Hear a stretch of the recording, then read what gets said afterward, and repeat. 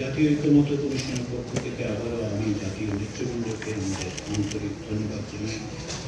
আপনারা প্রতিদিনই আলোচনায় অংশগ্রহণ করছেন এবং আজকে থেকে আর আমাদের হাতে আজকে সহ 10 দিন আছে, ফলে আমাদেরকে এখন যে প্রক্রিয়ায় অগ্রসর হতে হবে। বিভিন্ন বিষয়ে আমরা আলোচনা করেছি, দু একটি বিষয় আলোচনার বাইরে থেকেছে, সেগুলো আমরা আলোচনা করব।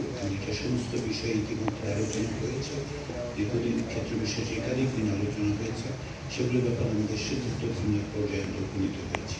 যে কোনো প্রক্রিয়ার মধ্য দিয়ে আমাদেরকে কোনো এক ধরনের সিদ্ধান্ত গ্রহণ করতে হবে। জাতীয় ঐক্যমত্য কমিশন বারবার যেটা আমরা উল্লেখ করেছি যে জাতীয় ঐক্যমত্য কমিশনের পক্ষ থেকে বিভিন্ন কমিশনের দেওয়া প্রস্তাবগুলোকে আপনাদের সামনে আমরা হাজির করেছি। কিন্তু জাতীয় ঐক্যমত্য কমিশন থেকে এই দায়িত্ব অর্পিত হয়েছিল যে ঐক্যমত্যে পৌঁছানোর জন্য শুধুমাত্র কমিশনের বক্তব্যকে উপস্থাপন করাই যথেষ্ট নয়। আপনারা প্রাথমিক পর্যায়ে আপনাদের বক্তব্য দিয়েছেন, অনেক ক্ষেত্রে একমত হয়েছেন, অনেক ক্ষেত্রে দ্বিমত আছে।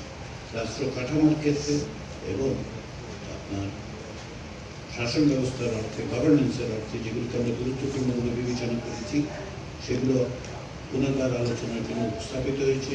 সেগুলোর বিষয়ে অন্তত 8টি বিষয়ে আমরা একমতে যেটা আসতে পেরেছি। তার মধ্যে কোনো কোনো ক্ষেত্রে নোট অফ ডিসেন্টের বিষয় থেকেছে।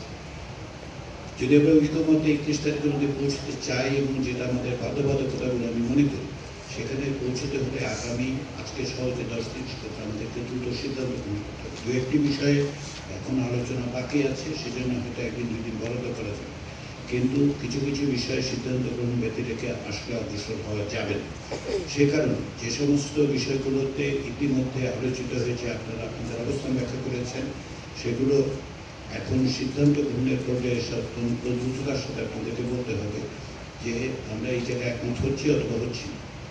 আমরা যেহেতু প্রথম থেকেই নোট অফ ডিসেন্টের ব্যবস্থা রেখেছি, কেউ কেউ যদি দ্বিমত পোষণ করেন তাহলে সেই দ্বিমতটা আপনারা পোষণ করতে পারেন, সেটা জাতীয় সনদে উল্লেখিত হবে যে এই বিষয়ে আপনাদের দ্বিমত আছে। কারণগুলো ইতিমধ্যে আপনারা ব্যাখ্যা করেছেন।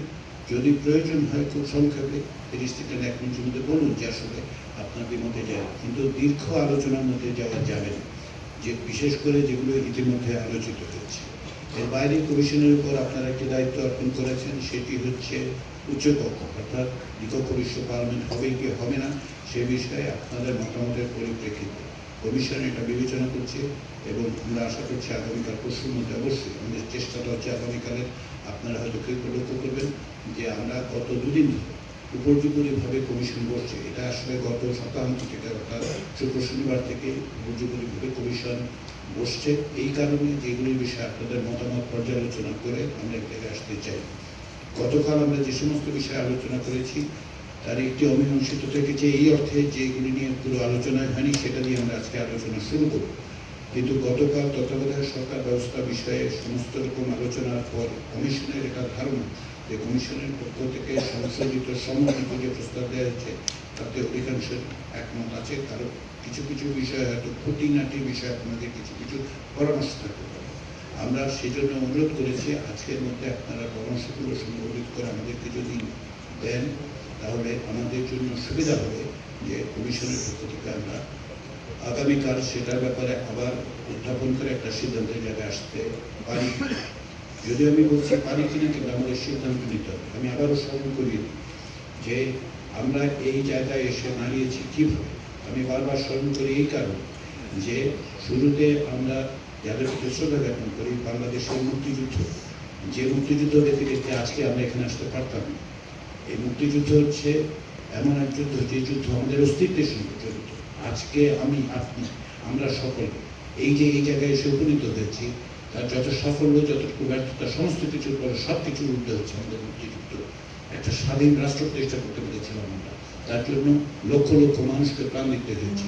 শুধু একদিনের সংগ্রামে সেটা হয়নি, একটি যুদ্ধের মধ্যে দিয়ে কেবল সেটা হয়নি, দীর্ঘদিনের সংগ্রামের মধ্যে দিয়ে আমরা সেই জায়গায় এসেছি।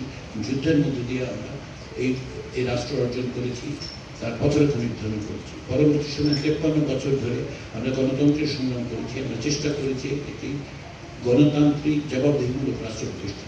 এক পর্যায়ে আমরা একটা ভয়াবহ ফ্যাসিবাদী শাসনের মধ্যে নিপতিত হয়েছি।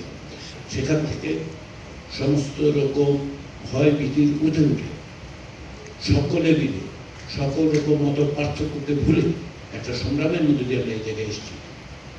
এই পটভূমিকাই আজকে জাতীয় সঙ্গীতের প্রশ্ন, সেটা আপনারা বিবেচনায় রাখুন। মুক্তিযুদ্ধ, 53 বছরের সংগ্রাম এবং গত বছরের যে অভাবনীয় অভূতপূর্ব গণহত্যার এবং রক্তপাত এবং প্রাণনাশ, সেগুলো আপনারা মনে রাখুন, আমরা মনে রাখি। সেই বিবেচনাগুলোকে সামনে রেখে আমাদেরকে অগ্রসর হতে হবে। সেখান থেকে পিছাবার কোনো উপায় নেই, সেগুলিকে পাশ কাটিয়ে যাওয়ার কোনো উপায় নেই।